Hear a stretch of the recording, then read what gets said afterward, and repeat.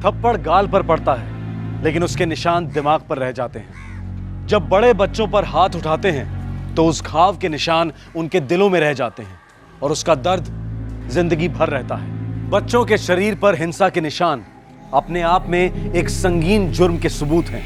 मासूम और नासमझ बच्चों के मानसिक घाव खामोशी में लिपटे होते हैं। वो दस्तक नहीं देते, बस दिन ब दिन नासूर बनते जाते हैं। ओशिवरा, मुंबई।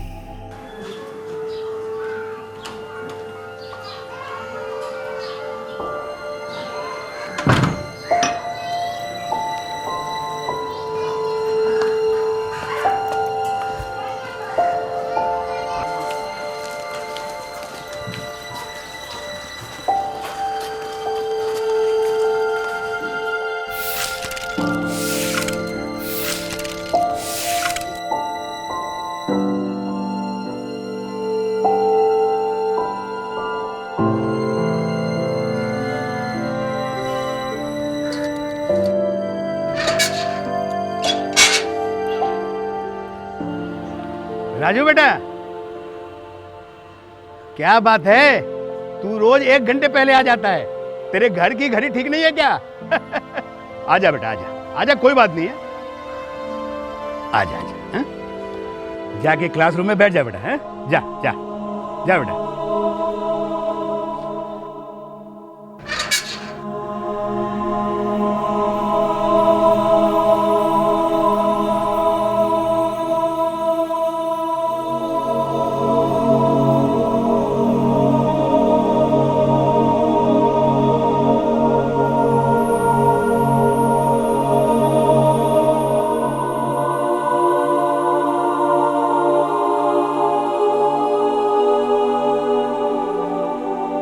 बच्चों, आज सभी लोग हिंदी की किताब लेके आए हैं। वचन के प्रकार।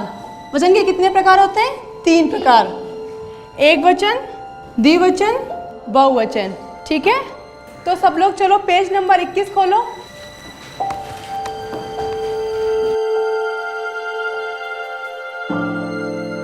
राजू, चलो पूरी कक्षा को भाई का बहुवचन बताओ। मैंने सवाल राजू से किया है। चलो पूरी कक्षा को भाई का बहुवचन बताओ। राजू, बताओ बेटा। कुछ बोलो बेटा। नहीं आता है तो कहो नहीं आता है। कुछ तो बोलो बेटा। बेटा, मैम एक शब्द भी नहीं बोलता है वो, आंखें भी बिल्कुल ब्लैंक। डर लगता है मैम, सच में। लेकिन राजू तो हमारे स्कूल में फर्स्ट स्टैंडर्ड से पढ़ रहा है। मैम, मैंने फर्स्ट और सेकंड दोनों की क्लास टीचर से बात की और दोनों यही कह रही थी कि पार्टिसिपेशन 0 और हर सवाल का जवाब खामोशी। ये खामोशी दरअसल बहुत कुछ कह रही है। राजू बेटा, मैंने तुम्हें पनिशमेंट देने के लिए नहीं बुलाया है, मैं तो तुम्हारी मदद करना चाहती हूँ।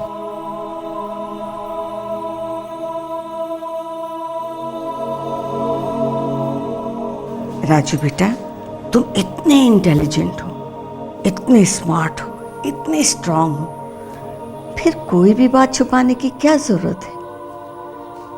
राजू,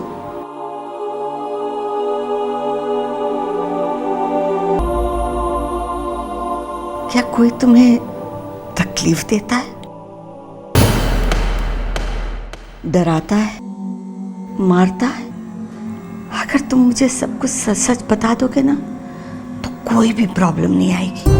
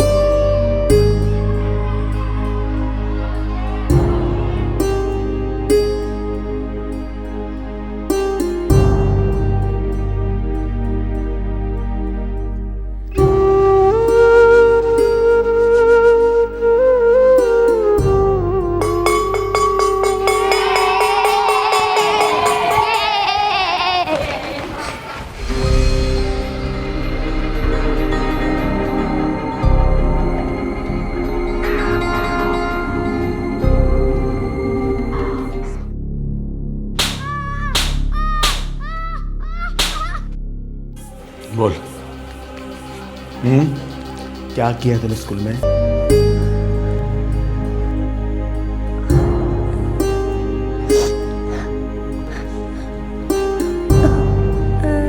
मम्मी।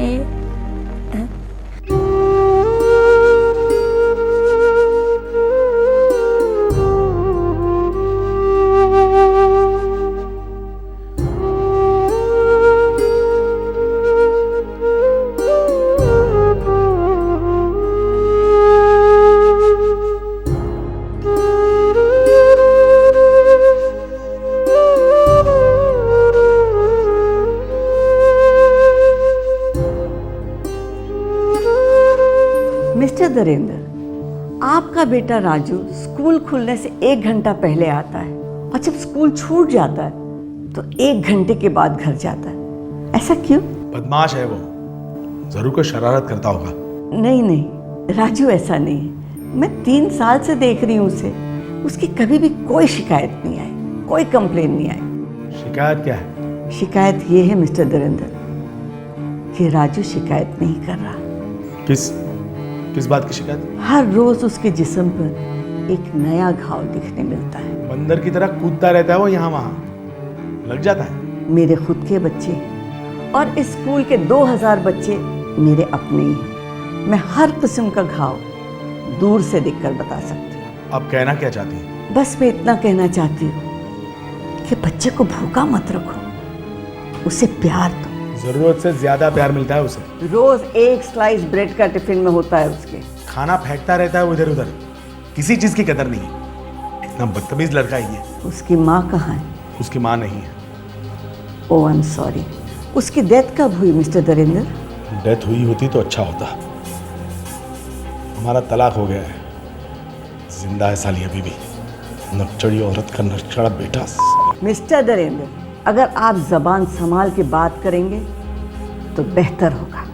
आपका बेटा इस वक्त बहुत दर्द में है, बहुत सदमे में है। तो उसके लिए क्या आप मुझे जिम्मेदार समझ रही हैं? मैं आपको गैर जिम्मेदार समझती हूँ। मैं आपको ऑर्डर तो नहीं कर सकती, लेकिन एक बात सख्ती से कह रही, अगर राजू के घर के कंडीशंस ठीक नहीं हुए तो शायद उसके जिस्म के घाव तो भर जाएंगे, लेकिन जो उसके मन के घाव है उसका जीना दुश्वार कर देंगे।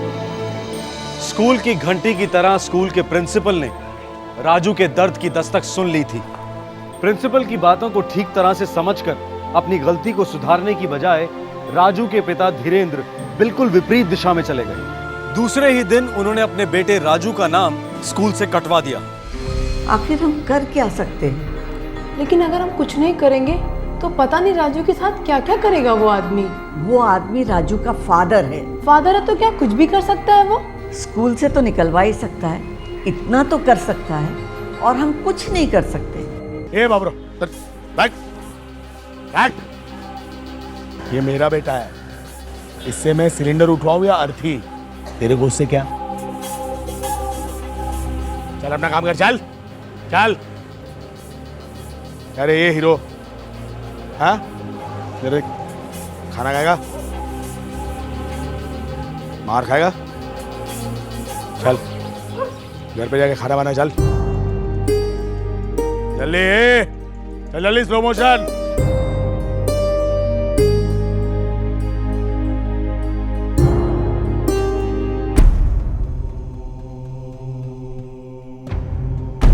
राजू, बाप आया घर में, खाना देगा क्या? चले स्लो मोशन, फटाफट ला, फटाफट चले।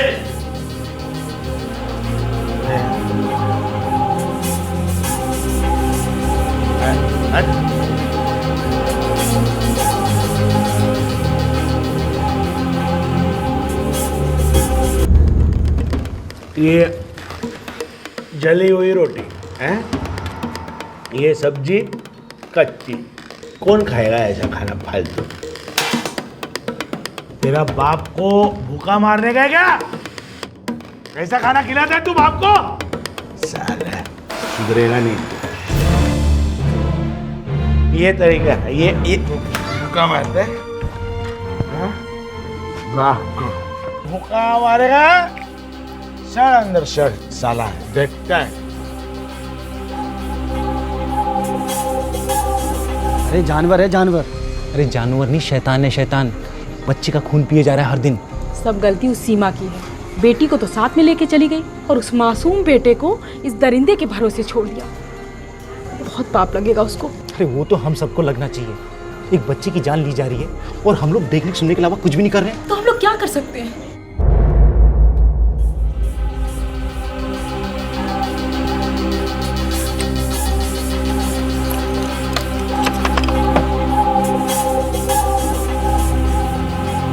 राजू क्या कर रहा है तू अंदर? दरवाजा खोल राजू। राजू दरवाजा खोल। आज मैं तेरा एक एक पुर्जा अलग कर दूंगा। दरवाजा खोल, खोल दरवाजा। मैं दरवाजा तोड़ दूंगा राजू। दरवाजा खोल, खोल। साले आज तो मैं तुझे नहीं छोड़ूंगा। साले आज तुझे मैं नहीं छोड़ूंगा। अरे भाग कहाँ रहा है? रुक साले चूहे, मुझसे बच के काम आ। अरे दरवाजा खोल, दरवाजा खोल राजू। राजू मुझे बहुत गुस्सा दिला रहा राजू। राजू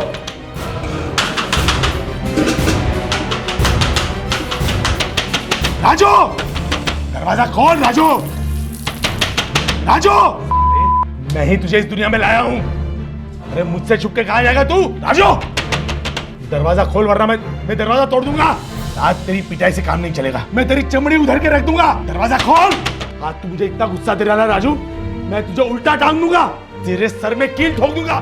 खोल दरवाजा। आज नहीं छोड़ूंगा मैं तुझे। आज जान से मार दूंगा। राजू खोल दरवाजा। राजू राजू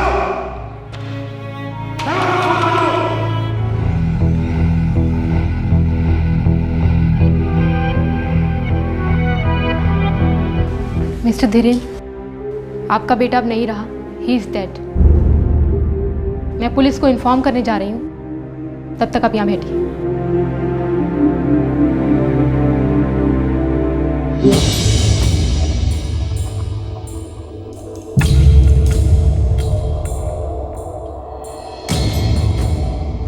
तेरह जुलाई 2011 एक तरफ मुंबई को एक और जबरदस्त आतंकवादी सीरियल बॉम्ब ब्लास्ट ने हिलाकर रख दिया था, तो दूसरी तरफ 11 साल के राजू ने अपने आप को अपने पिता के आतंक से आजाद करा लिया था। क्या लगता है आपको, सुसाइड है या मर्डर? बच्चे के पूरे शरीर पर। बच्चे को लेकर यहाँ कौन आया था? फादर पहले बाहर बैठे थे, लेकिन अब वहाँ नहीं है। और जब मैंने कहा चाइल्ड इज डेड, तो चेहरा एकदम सफेद पड़ गया। क्या आपने उन्हें बताया कि हम यहाँ आने वाले हैं? Sorry sir. कोई नहीं, बच्चे के एडमिट फॉर्म पे उसके घर का एड्रेस जरूर होगा। अभी लाती हूँ सर। साहब हमने देखा वो बच्चे को ऐसे हाथ में उठाकर ले जा रहा था। बच्चा बेहोश था, फिर थोड़ी देर बाद वो खाली हाथ लौटा। हम लोगों ने उससे पूछा भी। अरे धीरू भाई, कैसा है अपना राजू? तुमसे मतलब? मेरा बेटा है, मैं संभाल लूंगा। और आइंदा से अपना राजू मत कहना। राजू अब किसी का नहीं। किसी से कुछ नहीं बोला, एकदम चुपचाप था घर के अंदर। फिर अचानक बैग लेके बाहर आया, दरवाजे पे ताला लगाया और चलता बना।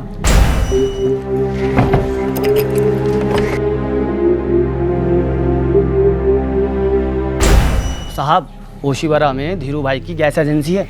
आपके पास गैस एजेंसी का एड्रेस है? हाँ साहब, एक मिनट देखता हूँ मैं। बाप बेटे अकेले रहते थे या? 4 साल पहले बच्चे की माँ बाप को छोड़कर अलग हुई थी। अब वो अपनी बेटी के साथ मायके में रह रही है। मायका किधर है? कुछ उत्तराखंड। हाँ उत्तराखंड। उसका नाम सीमा है। ये लीजिए सर। बच्चा स्कूल जाता था या? हाँ जाता था ना, लेकिन अभी कुछ दिन पहले ही धीरू ने उसे स्कूल से निकलवा दिया। सर धीरेन्द्र का मोबाइल स्विच ऑफ है, लगता है हवा हो गया। Gas agency. साहब धीरेन्द्र सेठ आया ही नहीं, कुछ लफड़ा है क्या? ये गैस एजेंसी उसी की है? हाँ साहब, वो मालिक है यहाँ का। कदम मजिस्ट्रेट के ऑर्डर ले लो। वो आदमी शहर से बाहर नहीं जाना चाहिए। Yes sir. साहब क्या किया हमारे सेठ ने? भाग गया है मतलब कुछ गलत किया है, बहुत गलत किया है। बच्चे का बाप फरार है, बच्चे की माँ का कोई अता पता नहीं है। दोनों में से किसी एक के मिलने तक बच्चे की बॉडी को मॉर्ग में रखो। क्या राजू इज डेड? जी मैम। कैसे? Phenyl poisoning. शायद सुसाइड।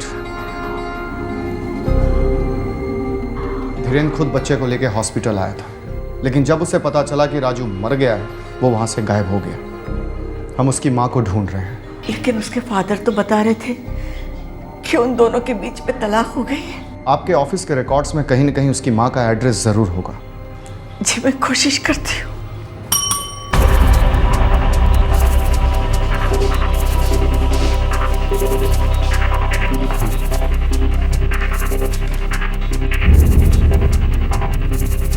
कदम, ये उसकी माँ का एड्रेस।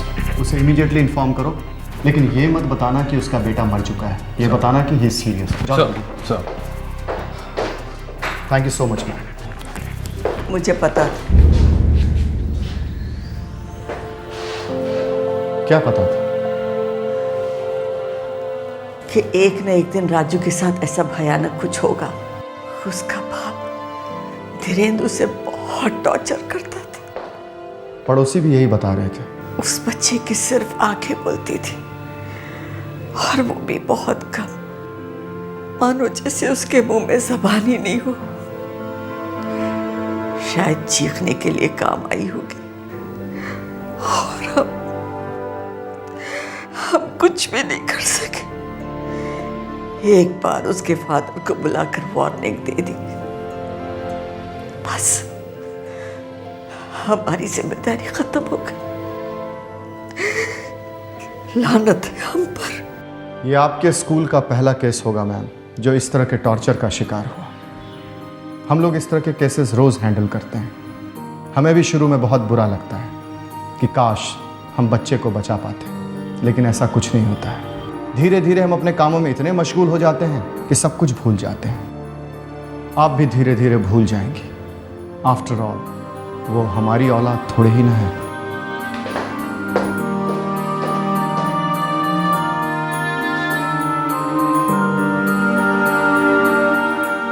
आफ्टर ऑल हमारी अपनी औलाद थोड़ी ना है। इंस्पेक्टर की ये बात कड़वी जरूर है, पर सच्ची भी तो है। हम अपने बच्चों को महफूज रखने में अपनी जान लगा देते हैं, उन्हें एक खरोंच तक नहीं आने देते, और दूसरों के बच्चे दिन रात हमारी आंखों के सामने टॉर्चर होते रहते हैं। घरों में नौकर की शक्ल में, सड़कों पर, अनाथालयों में 24 घंटे हमारे इर्द गिर्द बच्चों का शोषण होता रहता है। अगर वाकई ये हमें उतना मैटर करता तो हमारे देश में बच्चों के साथ नाइंसाफी बहुत कम होती। खैर, राजू को एक अरसे से अपनी मां के आंचल का इंतजार था। वो दिन रात अपनी मां की गोद में सोने के सपने देखा करता था। अब जब राजू हमेशा के लिए सो गया था, उसकी मां उसे गोदी में लेने के लिए पहुंच गई थी। वैसी था वो आदमी, किसी को भी हंसते खेलते नहीं देख सकता था। मुझे और पल्लू को भी बहुत परेशान की, मारना, पीटना, गाली गलौज। क्या नहीं किया उसने? छोड़ने के अलावा कोई दूसरा रास्ता नहीं था मेरे पास में। बेटी को अपने साथ ले गई और राजू को छोड़ दिया उस आदमी के पास। दिल पर पत्थर रखा था मैंने। धीरेन्द्र ने धमकी दी थी, अगर राजू को उसके पास नहीं छोड़ा तो मेरे दोनों बच्चों का गला काट देगा वो। शादी? अगर मुझे पता हो तो मेरी शादी इंसान से नहीं हैवान से हो रही है, तो मैं कभी शादी के लिए आने कहती। तो निकल बाहर, जा बाहर निकल, अपनी जिंदगी नए सिरे से शुरू कर। जा निकल। लेकिन याद रख, ये बच्चे जो है ना मेरे हैं। बच्चे यहीं रहेंगे मेरे साथ। मैंने 9 महीने कोख में रखा है, तब उन्हें मारा गया है। आसमान जमीन जब के तेरे पेट में, मेरी वजह से आया यहाँ, समझी? बच्चे मेरे हैं। मेरे बच्चों को हाथ लगाने की कोशिश मत करना, समझी? देखो तुमने जबरदस्ती करी तो मैं पुलिस में जाऊंगी। रातों को नींद नहीं आती थी, हलक के नीचे निवाला नहीं उतरता था। रो रो कर आंखें सूख चुकी थी। हर सांस में राजू की याद आती थी मुझे। उसे छोड़ के जाना मेरी जिंदगी की सबसे बड़ी भूल थी, सबसे बड़ी भूल।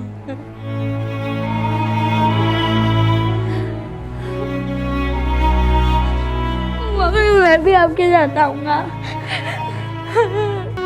निकाल।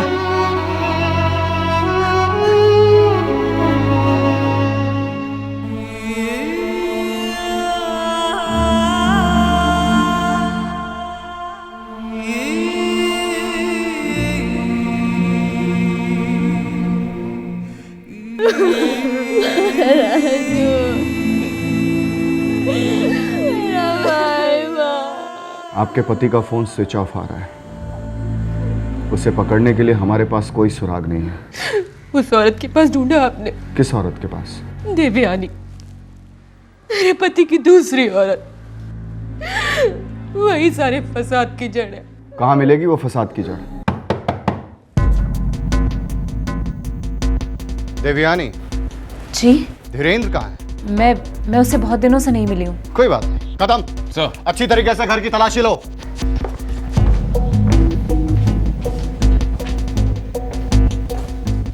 देखो नीचे देखो।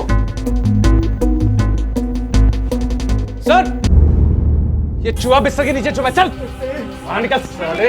मैंने कुछ नहीं किया सर। सब मेरी कोई गलती नहीं है। मेरे बेटे के सुसाइड में मेरा कोई हाथ नहीं है। वो गलती से फिनाइल को कोल्ड ड्रिंक समझ के पी गया होगा साहब। सुसाइड भी कहते हो और ये भी कहते हो कि गलती से फिनाइल को कोल्ड ड्रिंक समझकर पी गया। गलती से साहब। ठीक है, हम भी एक गलती करना चाहते हैं। क्या गलती? छोड़ दो साहब, छोड़ दो साहब। तुझे छोड़ दे कीड़े। उस नन्ही सी जान को तू इतना मारता था, वो उफ तक नहीं करता था, और आज हम तुम्हारी थोड़ी सी गुदगुदी कर रहे हैं, तुम्हारी जान जा रही है। माफ कर दो साहब। तुझे माफ कर दूं, तुझे तो आज साफ करूंगा।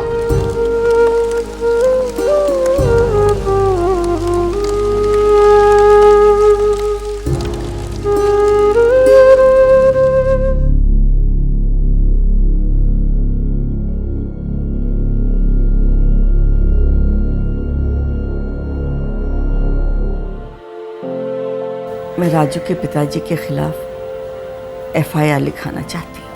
अगर आप ऐसा करेंगी तो हमें बहुत मदद मिलेगी, उसे कड़ी से कड़ी सजा दिलवाने में। लेकिन आप कहाँ कोर्ट कचहरी के चक्कर में फंसना चाहती हैं? मैं फंस नहीं रही,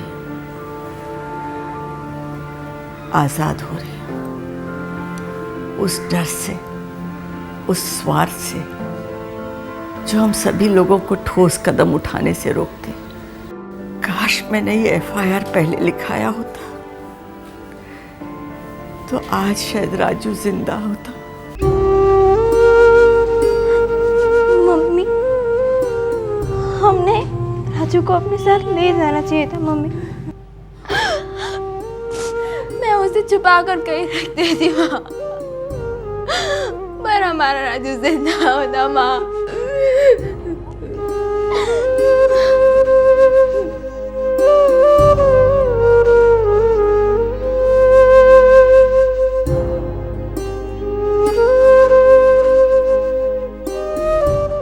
नमस्कार, आदाब।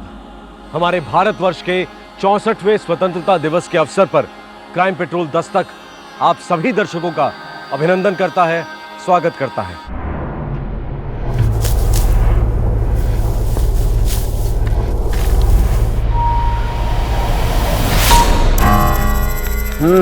कितने चाहिए? 50,000 पटेल साहब। लौटाएगा कैसे? जी, कड़ी मेहनत करके। और अगर तेरी मेहनत रंगना लायक तो मैं अपने आप को बेच दूंगा। जिंदगी भर आपकी गुलामी करूंगा मैं। तेरा बेटा है? हो साहब। तो सुन, तू अगर मेरा रोकड़ा देने से पहले टपक गया या तूने खाट पकड़ ली तो तेरा बेटा मेरे लिए काम करेगा। सब जानता हूँ, पर ऐसी नौबत नहीं आने दूंगा। आपकी बड़ी कृपा है। निकतो में घंटा चुकाएगा एक कर्ज। इसकी सारी नस्ल हमारी फसल काटेगी। काटते काटते इनकी जिंदगी कट जाएगी। आपने अभी जो देखा वो 1960 की किसी हिंदी फिल्म का सीन लगता है, लेकिन दुर्भाग्य की बात यह है कि यह दृश्य हमारे देश की आजादी के 64 वर्षों के बाद 2011 की सच्चाई है। इस किसान और जमींदार की फिल्मी सत्य कथा में एक ट्विस्ट है। किसान ने अपना कर्ज चुकाने की जुर्रत की, अपने आप को और अपनी आने वाली पीढ़ी को बंधुआ मजदूरी से बचाने की गुस्ताखी की, अपने आप को आजाद समझने की बेवकूफी की। सांगली डिस्ट्रिक्ट, महाराष्ट्र। अरे केशवा, हे का लिहितोयस? 40 और 36 76 होते हैं, 66 नहीं। 10, 20, 30, 40, फिर 10, 20, 3 वे 74 और 6 76। अरे हाँ ताई, धीरे धीरे गिन, पर जवाब सही होना चाहिए. अगं विद्या, हे घे तुझ्या ह्या महिन्याचा पगार. पुरे 800 है. मैं आप ही के सामने गिन लेती हूँ. क्या है ना, पैसे के बारे में शर्मीला होने से किसी का भला नहीं होता. बुरा मत मानिए काकू. अगर नहीं ग, इसमें बुरा मानने वाली कौन सी बात है. देख तो, तू जब से केशव पे ध्यान दे रही ना, कितना सुधर गया है पढ़ाई में. ये तो बस शुरुआत है. हमारा केशव तो लंबी रेस का घोड़ा है. मैं अभी चलती हूँ, मेरे 1000 छोटे छोटे काम बाकी है. टाटा. ये थे काकू. हाँ ये.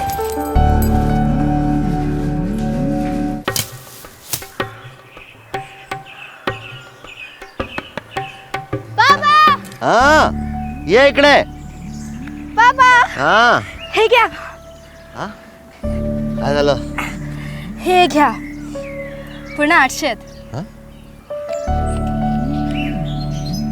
अभी तो वो बबन राव जी का हिसाब चुकता हो जाएगा ना. अरे हाँ बेटा, तू एक काम करना, तू घर जाके जरा आराम कर. मैं आता हूँ थोड़ी देर में घर पे. तुम ही पड़ जा और ये पैसे दे आइए, वरना वो बबन राव जी का मुनीम पता नहीं कौन सा नया हिसाब खड़ा कर देगा. अरे ऐसे कैसे कर देगा, बाप का राज है क्या उसके.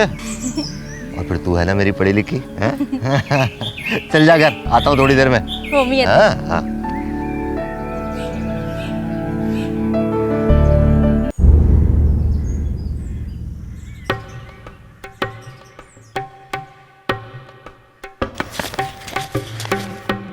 पूरे 2000 है साहब. 1750 बाकी था भाऊ, और 250 रुपया ब्याज का. कुल मिला के 2000 रुपया हुआ समय से पहले. क्या बात है जगदीश, वक्त से पहले कर्जा चुका दिया तुमने. बेटी ने हाथ बटाया ना भाऊ, इसलिए कर पाया ये सब. भाऊ अब मैं ये नौकरी छोड़ रहा हूँ भाऊ. क्या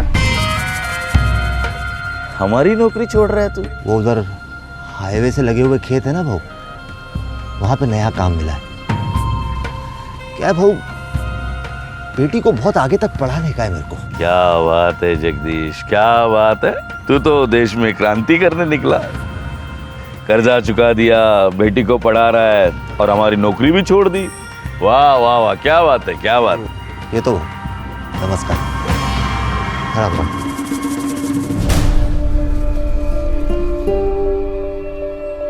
पूरे गांव में कभी किसी ने 50,000 का कर्ज 3 साल में नहीं उतारा. साले, तेरी वजह से मेरी इज्जत उतर गई. बोला था ना तुझे, ठीक तरह से कागजात बना, ताकि 10 जन्मों तक है ना अपना ब्याज नहीं दे पाएगा वो. बाबू, उसकी बेटी है ना विद्या, 1 नंबर की 1.5 शानी है, और अपने मुनीम से अच्छा गिनती जानती है वो. साली ने सारा तेरा हिसाब है ना सीधा कर दिया है. लोंडे, इसके लड़की से ना हम लोग कर्जा वसूल करेंगे, सूद के साथ. अहो, इसकी बच्चे पैदा करने की उम्र हो गई है और तुम इसको बच्ची बोल रहे हो. हाँ, ये बहुत ज्यादा हो गया. ओ आ ई अपने से ज्यादा पढ़ी लिखी लड़की से कौन शादी करेगा. ए आई, बंद करना तेरी शादी की सीढ़ी. जब शादी होनी होगी ना तो हो जाएगी. जब लड़का मिलना होगा ना तो मिल जाएगा, और नहीं मिलेगा तो भी चलेगा, पर पढ़ाई नहीं रुक सकती. पढ़ाई मेरी जान है. और तू हम दोनों की जान है बेटी. तेरे को जितना पढ़ना है उतना पढ़. तेरा बाबा है ना तेरे साथ. और वैसे भी अब किसी का कोई कर्जा तो हमारे सिर पे है नहीं. अब तो ये घर पूरी तरह से हमारा है. वैसे बाबा, आई को तो लड़का चाहिए होगा ना, ताकि वो आपके सिर का बोझ हल्का कर सके. ऐसा कुछ भी नहीं है. भगवान ने मुझे जो कुछ भी दिया है ना, उसी में खुश हूँ. आई, भगवान ने तुझे एक ऐसी लड़की दी है जो किसी लड़के से कम नहीं. देख. मेरे बच्चे. आई, बाबा, मैं करके दिखाऊंगी.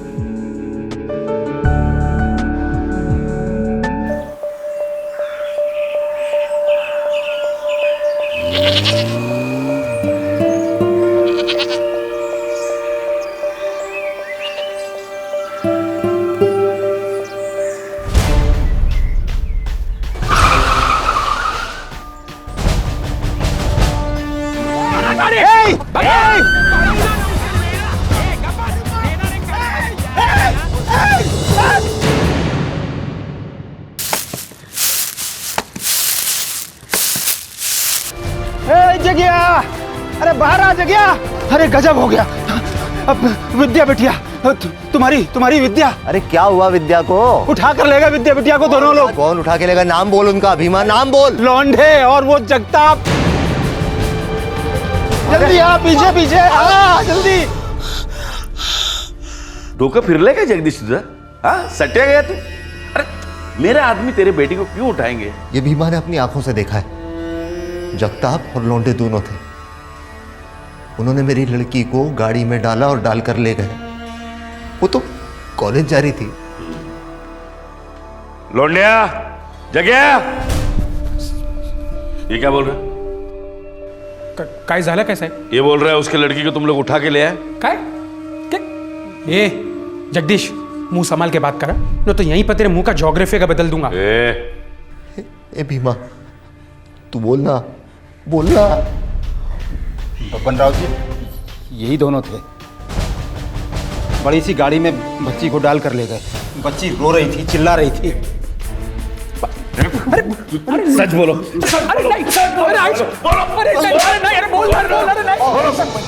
हमें इसकी बेटी के बारे में कुछ नहीं पता। ये भीमा ने किसी और को देखा होगा और हम पर इल्जाम लगा रहा है। बहू, नमक आया बहू आपका। झूठ नहीं बोलेंगे। जबान दे रहे भाई, कुछ नहीं किया हमने, कुछ नहीं किया।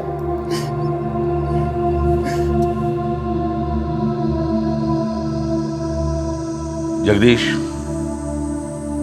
भीमराव की आंखें धोखा दे सकती है, लेकिन मेरे दो पट्टे ये मुझे कभी धोखा नहीं दे सकते। जाओ कहीं और जाके ढूंढो। जाओ जाओ, चलो चलो। ठीक है ठीक है ठीक है, चलो चलो। बेटी बोला ना, कहीं और जाके ढूंढो। चलो चलो चलो। भाऊ चल गए। जगदीश, तुम बबनराव जी पर उंगली उठा रहे हो? नहीं नहीं साहब, जगताप और लौंडे पर। अरे बात तो वही हुई। तुम बबनराव जी को झूठा साबित करने पर तुले हो।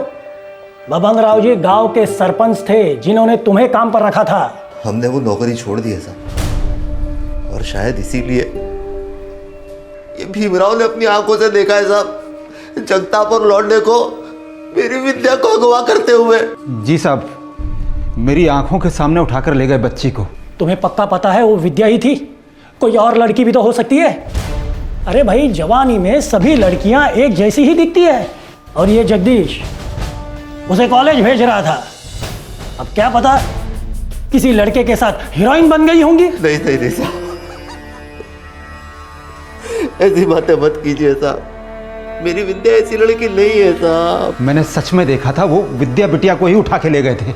चलो भाई, अब ये रोना धोना बंद कर दो। जगदीश साहब, विद्या बहुत अच्छी लड़की है साहब। आप बचाएंगे तो बच जाएगी साहब। हम पूछताछ करेंगे। ठीक है साहब। अब आप लोग घर जाओ।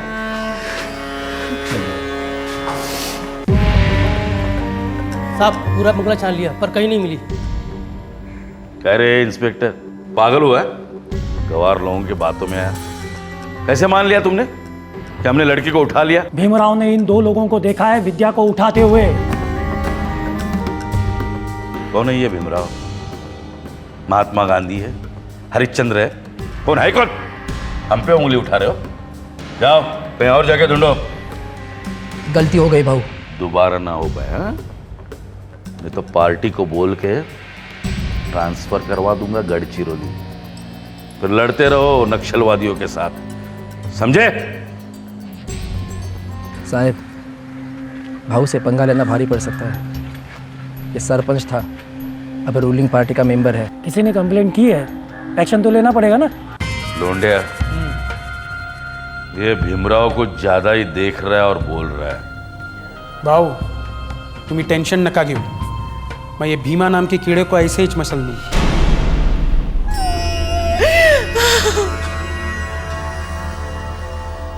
अपनी बेटी को बेटा बनाने चले, देखा नतीजा। इसमें मेरी कोई गलती नहीं है, ना ही मेरी बच्ची की। पर मैं विद्या को ढूंढ के रहूंगा और कानून उनको सजा देगा।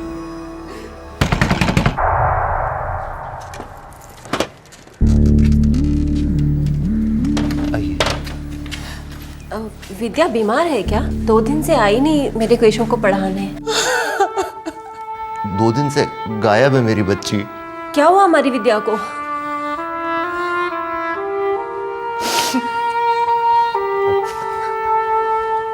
इंस्पेक्टर साहब छुट्टी पर है। तो क्या? मेरा केस कौन देखेगा? अरे काहे का केस? मेरी बेटी अगवा हुई है, 4 दिन हो गए हैं। देख, हम उनके बंगले पर गए थे, हमने तलाशी ली, वहां पे तेरी बेटी नहीं मिली। वो कौन तुम्हारा दोस्त, उसका नाम क्या है? भीमराव। यहाँ के गला फाड़ रहा था ना, उसने देखा था ना बबन राव के लोग उनको तुम्हारी बेटी को अगवा करते हुए। अब उलट गया है वो, अब बोल रहा है मैंने कुछ नहीं देखा। मैं हाथ जोड़ता हूँ साहब, कुछ तो कीजिए। अरे आ जाएगी यार, तू जा जा, आ जाएगी। कैसे आएगी? अगर आप लोग ढूंढेंगे नहीं तो कैसे आएगी वो? चिल्ला मत, नहीं तो अपनी खुद की बेटी को अगवा करने के जुर्म में अंदर डाल दूंगा। गलती हो गई साहब। 4 दिन हो गए, विद्या का कुछ पता नहीं है, कहाँ होगी? जब तक मुझे मार रहे थे मैं चुप था, लेकिन मेरी बीवी को लेकर धमकी दी तो मैं घबरा गया। कैसी धमकी? बोले कि तुम्हारी बीवी के साथ भी वही करूंगा जो जगदीश की बेटी विद्या के साथ किया है। वो लोग क्या कर रहे हैं मेरी विद्या के साथ? तूने बहुत बड़ी गलती की है कर्ज चुका के। अगर जिंदगी भर ब्याज भरता रहता तो ये नौबत नहीं आती। अरे गुलामी करता रहता भाव की जिंदगी भर तो कम से कम तेरी बेटी तो सलामत रहती। ऊपर से नौकरी छोड़ने निकल पड़ा। जगदीश की 17 साल की बेटी विद्या 7 दिनों से गायब थी। किसी को नहीं पता था कि यह नाबालिग लड़की कहां है, किस हाल में है, जिंदा भी है या नहीं।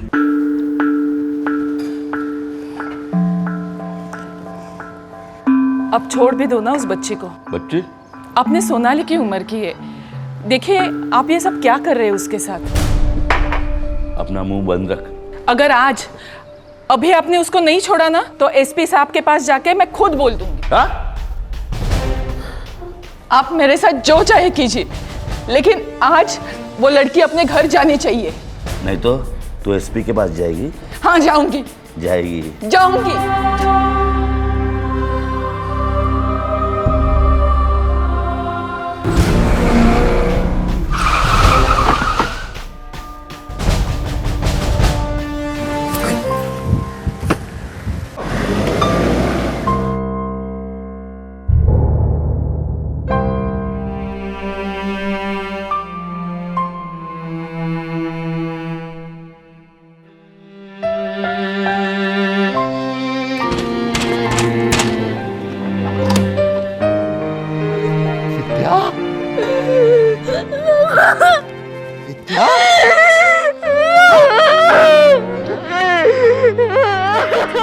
सविता! विद्या तो भाग जा। काय झालं?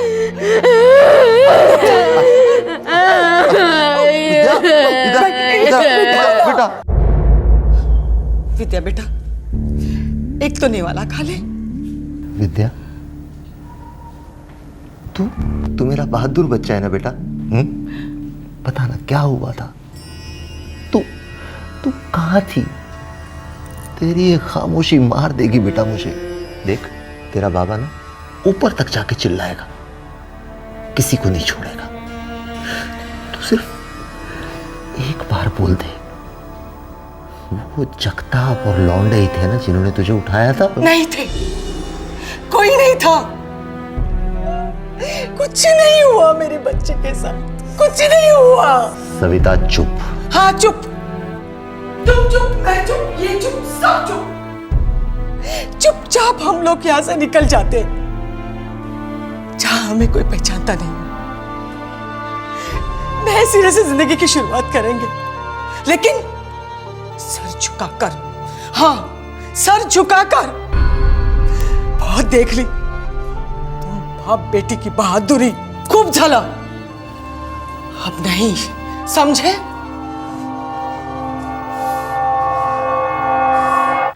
सात दिन 7 रातें विद्या अपने घर से गायब थी। बब्बन राव और उसके गुंडों की कैद में रही थी। उसके होठ सिल गए थे, जुबान बेजान हो चुकी थी। उससे पूछा गया हर सवाल सन्नाटा निकल रहा था। आखिरकार उसी शाम विद्या ने अपना जवाब दे दिया। सबसे पहले उसका कॉलेज बंद करवा और उसके लिए लड़का ढूंढना शुरू कर दो। अभी आने वाले गणपति पे उसके हाथ पीले हो जाने चाहिए। सुन रहे हो ना? ये सिर्फ तुम्हारी वजह से हुआ, सिर्फ तुम्हारी वजह से। गांव की किसी भी लड़की के साथ ऐसा नहीं हुआ। क्यों? क्योंकि उनके बाप उनको पढ़ा लिखा कर झांसी की रानी नहीं बनाना चाहते थे। वो मुंह नहीं खोलेंगे। मैं एक औरत हूं और एक मां भी। मैं समझ सकती हूं उसके साथ क्या होगा।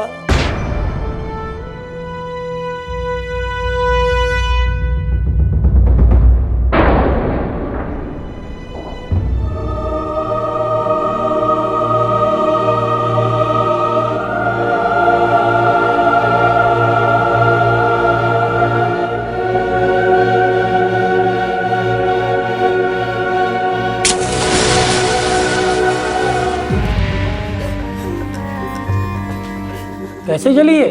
अब क्या पूछ रहे हो साहब? आप लोगों ने तो जलने के लिए छोड़ दिया था ना मेरी बेटी को। जो भी कुछ हुआ है साफ साफ बात करो।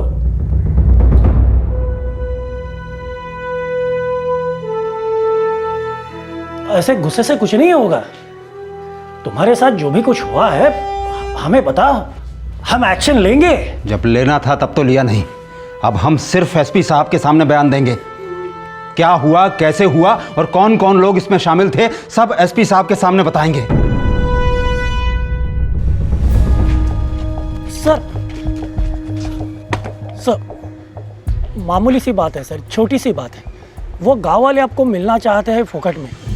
वैसे आप तकलीफ मत लीजिए। इंस्पेक्टर काले, अगर आपने थोड़ी सी तकलीफ उठाई होती तो एक बाप को 17 साल की लड़की को ढूंढने के लिए आपके पैरों में गिरने की जरूरत नहीं थी। शायद आप भूल गए कि हम सरकारी जमाई नहीं, सरकारी नौकर हैं। तोड़ डालना चाहिए था बमरा को। सर हमने पूरी कोशिश की लेकिन झड़प पूरी तरह तैयार हो जाइए इंक्वायरी के लिए, क्योंकि मैं खुद उस लड़की से बात करूंगा कि क्या हुआ था उसके साथ।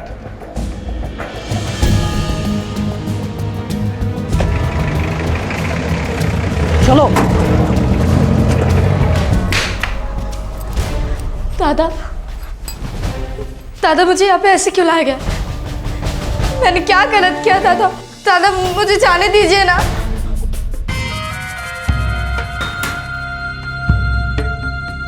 सरपंच काका, इनसे कहिए ना मुझे घर छोड़ने को। मुझे घर जाना है। छोड़ेंगे विद्या, तुझे घर छोड़ेंगे।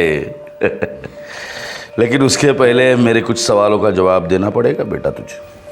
क्या? तू पढ़ी लिखी है,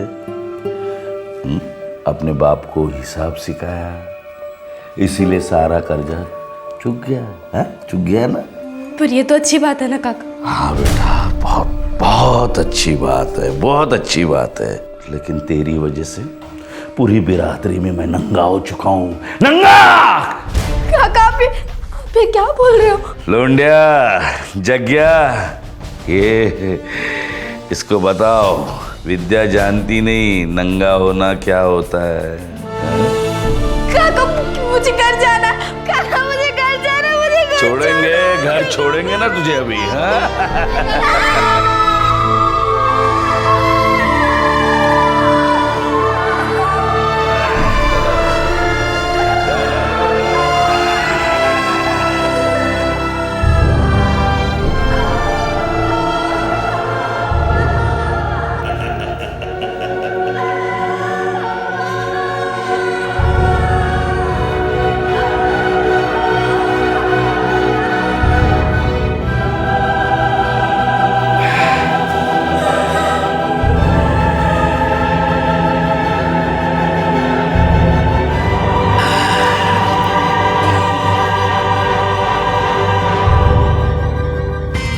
ये चाहिए?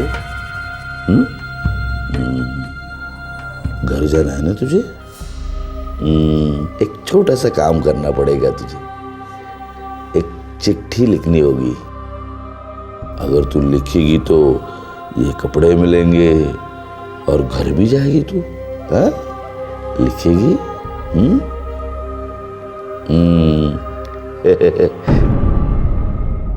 मैं अपनी मर्जी से बबन राव के घर पे गई।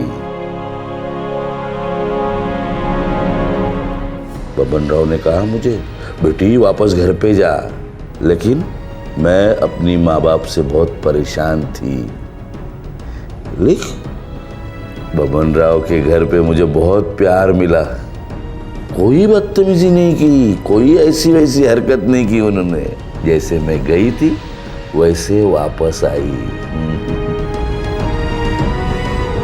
विद्या,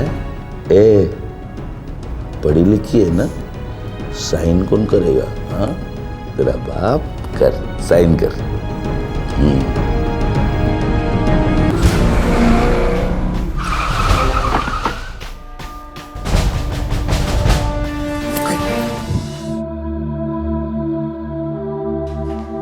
काले कान, आंख, दिमाग, जो भी खुलता है सब खोल कर सुनो। 24 घंटे के अंदर मुझे एफआईआर लॉन्च चाहिए। बब्बन राव, जगताप, लौंडे तीनों लॉकअप में चाहिए और 3 दिन के अंदर चार्जशीट फाइल होनी चाहिए। तुम दोनों के स्टेटमेंट भी चाहिए मुझे कि तुमने इस केस में किस किस तरह के एक्शन लिए। दरअसल तुमने कोई एक्शन लिया ही नहीं, वो क्यों नहीं लिया? अगर स्टेटमेंट कच्चा हुआ तो दोनों अपने आप को सस्पेंड समझना। सर पूछ क्या रहे हो? हम बता देना। लड़की को हमने उठवाया, लेकिन कुछ किया नहीं। लौंडिया, ये रही लड़की की स्टेटमेंट, जेरॉक्स कॉपी है, ओरिजिनल लॉकर में है। जिस लॉज में तुमने लड़की को रखा था उस लॉज के मालिक का स्टेटमेंट है मेरे पास। लड़की की चीखें सुनी थी सबने। काले, लड़की मजा ले रही थी, खुद आई और खुद गई। इतना लगता है तो बुलाओ लड़की को हमारे सामने कहने दो, फिर मानेंगे। हैं? एकनाथ, तीनों को अंदर बंद कर दो। ए काले, तेरा जीना मुश्किल कर दूंगा मैं। मुझसे कहा गया है कि तुम्हारा अरेस्ट वारंट नहीं दिखाना, सिर्फ एफआईआर लिखवाना। मतलब समझते हो इसका? लड़की दम तोड़ रही है, दुआ करो बच जाए।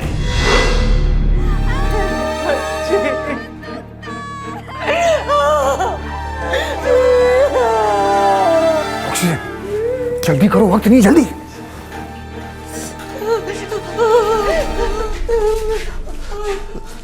क्या हुआ सर? बहुत देर से सो रही है विद्या, चुप है, ठीक तो है ना वो?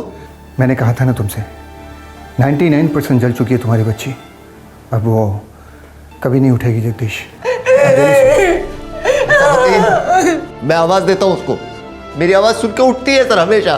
सुनती है ना मेरी आवाज सुन के उठती है ना, बता लो उनको। मैं आवाज देखा। अपनी विद्या को उठाओ, जाओ उसको बुलाओ। विद्या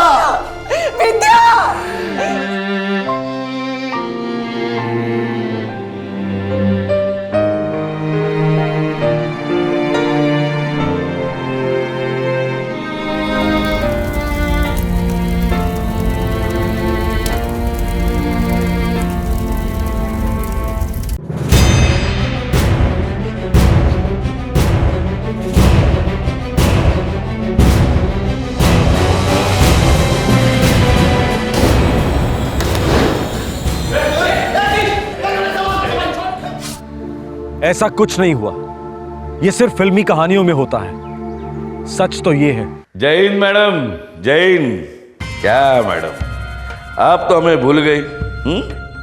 7 दिनों से सड़ रहे लॉकअप में। देखो मैडम, गोल गोल बातें तो मैं करता नहीं हूं। अपोजिशन लीडर वामन राव अमनकर मिलने आए थे, दिल्ली के ऑफर दिए मुझे। नहीं, मैं हाँ भी नहीं बोला, ना भी नहीं बोला, लेकिन कल वामन राव जी वापस मुझे मिलने आ रहे। लड़की तो रही नहीं, ये फाइल आराम से क्लोज हो सकती है। रखता हूं। जय हिंद मैडम, जय हिंद। अरे वाह एसपी साहब, हमारी प्राइवेट बातें सुन रहे हो चुप चुप के? हैं? आप और हम दोनों पब्लिक के सेवक हैं, प्राइवेट क्या है यहाँ? लड़की मर चुकी है, क्रियाक्रम हो चुका है उसका। वैसे इस केस को भी जला दो ना, आपस में सुलटा देंगे। कल इस वक्त आप भी मुर्दाघर में हो सकते हैं, बर्फ की लादी के ऊपर। फिर आपको भी जला देते हैं, क्रियाक्रम कर देते हैं। धमका रहे हो मुझे? जितने महीने ये खाकी पहनी है ना तुमने, उतने साल मैंने ये खादी पहनी है। ऐसी जगह ट्रांसफर कराऊंगा ना, मक्खी मारते बैठोगे। लेकिन मेरे जैसे सिरफिरे आपको मिलते रहेंगे और उनमें से एक ट्रांसफर मंजूर नहीं करेगा, और ये मोबाइल फोन कहीं और घुसेड़ देगा, और आप कानून की चौखट पर फड़फड़ा के दम तोड़ देंगे। जितने फोन घुमाने घुमा लो, मैं यहां से तुम्हें किसी भी कीमत पर नहीं निकलने दूंगा।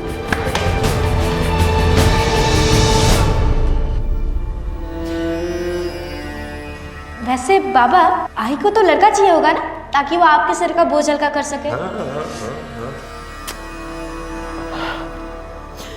नहीं खाया जाता है सविता मुझसे।